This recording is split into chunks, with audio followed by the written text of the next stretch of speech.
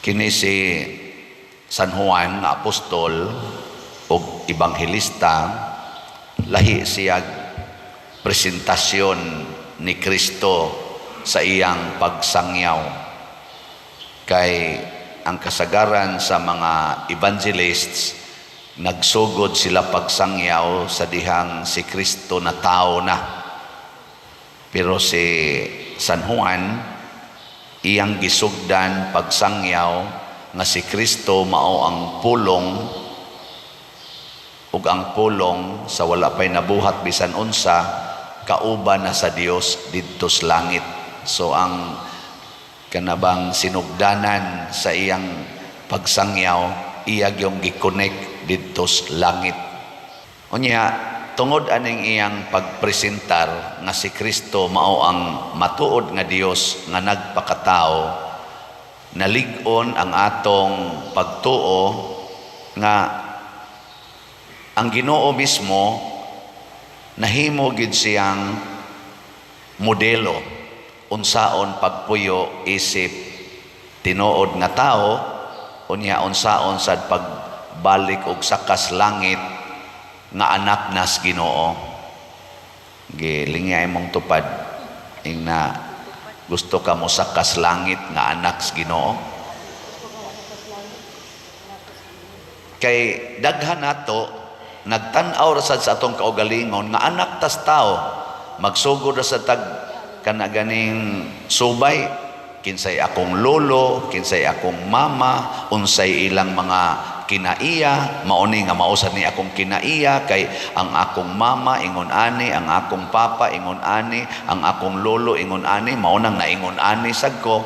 Pero di ta kaabot nga kita di ang tanan gikan gitas Ginoo, nga sa wala pay nabuhat bisan unsa kitang tanan na anata sa hunahuna o kasing-kasing sa Ginoo, ug iya tang gibuhat out of love. Ana nya giubanan sad taniya dinhis kalibutan. Mao na nga si Kristo, iyang gihimong konkreto ang iyang presensya pinaagi sa atong 7 ka sakramento. Kaning 7 ka sakramento mauni ang makapahimo natong liwat sa Ginoo. Dili igo ang pagsigig basa aning ebanghelyo, siging pamalandong anang pulong sa Ginoo, makapasuod man anatos Ginoo. Pero ang sakramento mao'y gitawag og transforming power nga ang atong nature nga dili makita mahimong sama sa nature ni Kristo mismo. Muna inig bunyag nato first sacrament, mahimo dayon tang anak sa Ginoo, wa nay sala. Di ba? Nindot kay na. Nya giunsa man pagpuyo ni Kristo ang iyang kinabuhi dinis kalibutan, mao say atong paagis pagpuyo. Unsa man ang iyang gibuhat, ni palayo ba siya sa mga tao o ni paduol? Tubag. Niingon ba siya, limpyo na kaayo ko, kinahanglan di jud ko mahugawan, mo nang dili ko mutipon sa kanang mga makasasala.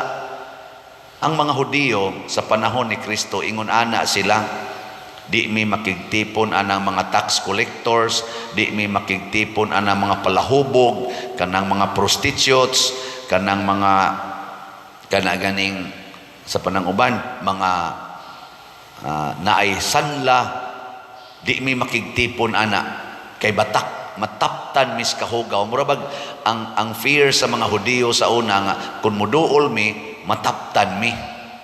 Kuha mo? O bisag kita kanang COVID butangig mask, kay kun mo paduol ka nang naay COVID, inig ubo ana, tapot na nimo patay sa ka. So palayo gikan anang mga mananakod, palayo gikan anang mga hugaw. Muna mo ipli kitang naihugaw, kahugaw mana ipli ta. Pero si Kristo sa mayang gibuhat pag-ari niya sa kalibutan, iyang gipamatud-an nga motipon ko sa mga makasasala, dili aron mahimo kong makasasala, kung dili aron akong paningkamutan nga maluwas o mabag-o ang mga makasasala. ug mao ni ang misteryo sa kaluwasan. The Savior united himself with the sinners to save them. Kita doon natay kinaiya sa pagka-puritan. Maunang ang asawa kung mangabit ang bana, iya dayong buwagan. Kay mataptan ko sa imong kagaw. Kung ang asawa mangabit, palayason sa bana, kay mataptan ko sa imong kagaw. Ang anak magbinuang, usahay ang ginikanan, palayason ang anak, gapakauwaw kas atong pamilya. Di ba? Nata ng kinaiyahan. Hilingay mong tupad. Yung na makighiusa kas mga adik. Yung na ba? Yung na makighiusa kas mga adik. Oh. Wow. Pero si Kristo nitipon aning mga tawhana. Ug wa ra siya motipon aning mga tawhana, gidawat niya unsay buhaton aning mga tawhana ngadto kaniya. Pagtipon niya sa mga makasasala, labi na gitong mga leader sa mga Hudiyo, nitipon siya dito, nakig-istorya siya, misulti siya sa kamatuoran, nangasuko sila. Ug siya gipatay nila. Nisokol bas Kristo? Nisokol? Wow!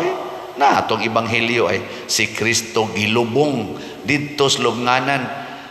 Nakigtipon si Kristo dili lang sa mga buhi, hastas mga patay. Ang Ginoo nga mo'y tag-iyas kinabuhi, ang Ginoo nga dili mamatay, mitipon sa mga patay didto sa lubnganan. Unsa naman sa itumong ni Kristo? Aron ipamatuod nako ninyo na kining mga patay pwede ragyog mabuhi. Og mao na ni ang atong gitawag og Christian faith, Christian hope, nga inig humagkamatay mabuhi ra gyud ta. Oh, kamong mga tiwasonon ay mo kabalaka, mabuhi ra mo ana. Mabitan ang naadin ni magpa-blessing nako, moingon di pader, pre-ovary ko pader kay nabi ako stage 4. Nako, ayaw kahadlok. Ay jud kahadlok. Kay mamatay ra ka. Pero mabuhi kag balik. Ayaw hunong diyas kamatayon nga maglikay. Kana bang mulikay gitas kamatay? Ayaw, di ko na. Ayaw. So diyas kamatayon, so diyas lubnganan. Kay mabuhi rata. Oh, na siya. Nilingay mong tupad. Lingi aba, ing na sugod karon manod na tas lubnganan ha. Ing na. Manod na tas lubnganan. Di na ta mahadlok adang lubnganan. Hadlokan man kay ta. Mao na ang resulta, naggubat na ta.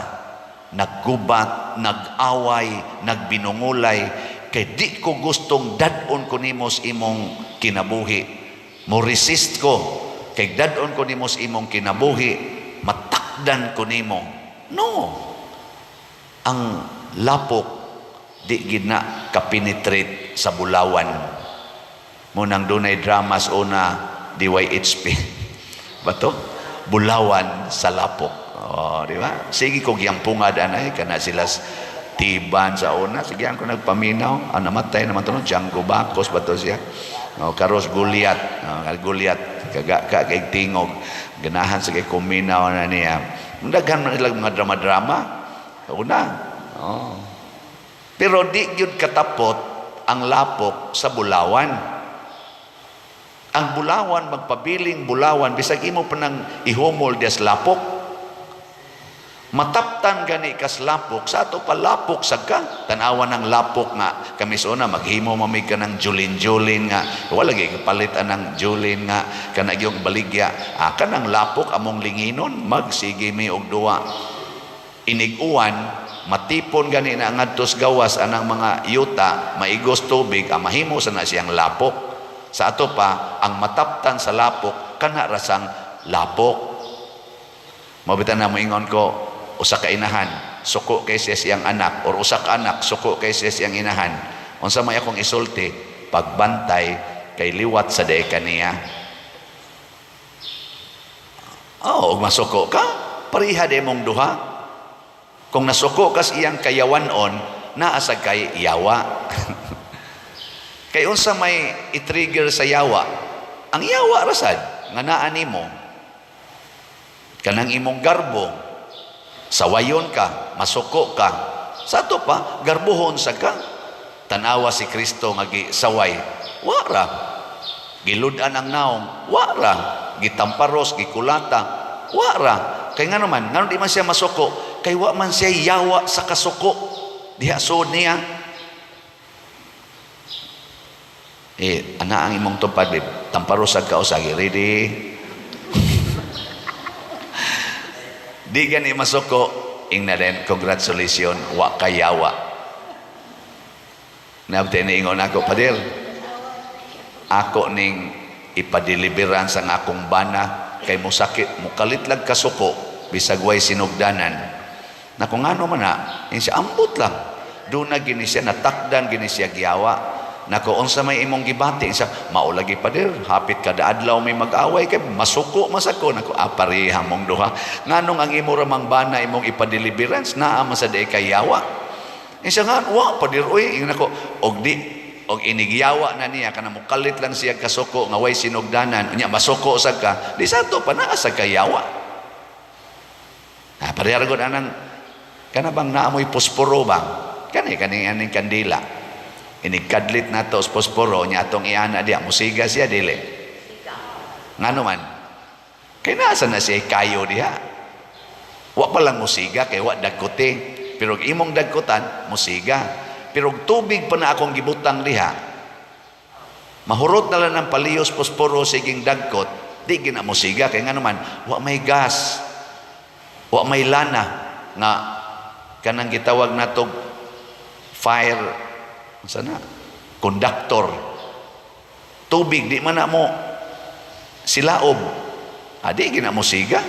Mo na si San Juan naliwat sa mahal nga Birhen Maria. Ang mahal nga Birhen Maria, ang sud sa iyang kasing-kasing, maura gyud ang Ginoo. Bisan ang iyang anak gipatay sa iyang atubangan, wa siya masuko, kay naa niya ang gugma, naa niya ang pagpaubos, naa niya ang pagpasaylo, naa niya ang kaaghop kasing-kasing, naa niya ang kaluoy para sa mga makasasala. Karon kining declaration sa Pope, gubot ka istanan, hasta akong humili nga akong gi-explain, daghan kayong comment nga, kanabang mga reactions ba nga, negative o positive. Ang kanang positive, tingali, nakasabot. Pero kanang mga negative, di lang gustong mo sabot usahay, or daghan yung yawa diya silang kasing-kasing, dali kay mo react. Ako sad na, asad ko ana. Muna, gakinahanglan tag pagpalawom sa atong pag-ilas Ginoo. Ang Ginoo gikas langit, nanaog din hisyuta, nitipo natong mga makasasala, nilunang sa atong mga kasalanan, pero wa siya mausab, nagpabiling Ginoo, ug nisud pagid sa atong kamatayon ug lubnganan, apan paghuman ana, mibangon siya nga madaugon ug gida niya sa langit kadtong gusto sang mukuyog niya. O kinsa may gustong mukuyog niya, ang mga tao rasad na kamaong muhigugmas mga makasasala, kamaong magpakamatay para sa mga makasasala, o dili mahadlok mosod sa lubnganan, sama sa mga apostoles, sama sa mga martyrs, sama sa mga santos, wa mahadlok sa lubnganan. Nga naman, ligon ang ilang paglaom, sama ni Kristo, nga inigsod sa lubnganan, mamangon ta ug adto na tas langit nga wa nay katapusang kalipay. Ug kun mauna ni atong puy-an, makabaton og kalinaw ang kalibutan, makabaton og kausbawan ang kalibutan. Di naman ta mahadlok manghatag, kay di naman sa ta mahadlok mamatay. Di naman ta mahadlok mo welcome sa mga tao sa atong Pinoyanan kay wa naman sa tay gipanagan-an. Dili na ta maghimo aning mga tag-as kay mga koral og mga kanabang pag salikway sa mga taong atong gitan-aw nga hulga kuno sa atong kinabuhi. Sama ni Kristo gidawat niya ang nitamparos, niluwa, nilarot siyang bungot, milatigo og milansang niya sa cross. Ug mao ni ang gisangyaw sa mga apostoles, pulong og buhat. Gidawat sa mga apostoles ang mga pakauwaw kani si San Juan, gipriso ni kuyog ni San Pedro, gipanglatos sila didto, pag humaglatos gibuhian na nag-awit sila sa kalipay tungod kay nakaambit sa kasakit ug pag-antos ni Kristo. Pag kanindota kina iyaha kanabang kulataho na kas imong bana niya mingon ka salamat Ginoo nakaambit ko sa mga tamparos nga imong nadawat. Kanabang kuhaan ka sa tanan sa kawatan o sa imong silingan hasta imong balay kuhaon moingon ka salamat Ginoo nakaambit ko sa dihang gilangkatan ka sa imong sapot o gihubuan o gilatigo. Nangamingaw man mo. Pero mas nindot ng dili talangkatan pero kitay mulangkat sa atong attachment sa mga butang sa kalibutan. Langkatan ng imong gugmas kwarta, ipamalit na lanag slots, ipanghatag na lana ngadtos mga kabos, langkata na daan, ayaw huwata nga kawato nas kawatan. Langkata ang imong gugma ng imong balay, pasudla ang mga way balay, ayaw huwata nga maglinog usa nya mangliki na ng imong simento una pa kamubiya sa imong balay. Langkata ng imong gugma anang imong kinabuhi nga hadlok kay kang mo higugmas mga taong buangon, ayaw huwata nga mamatay ka ug pugso na ka pagsud anang ngitngit nga lubnganan ug pagsud anang kalayo nga way katapusan. Man mo'y tingog, man gani mo ingon, ay bitaw no, praise the Lord. Sige na manindog na ta.